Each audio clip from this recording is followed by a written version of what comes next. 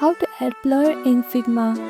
If you want to add a blur effect to your design, whether it's a background blur or an object blur, I'll show you exactly how to do it in this quick tutorial.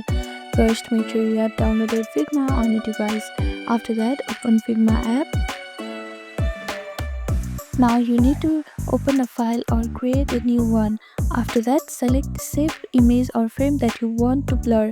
This could be a rectangle over a background image or a model window.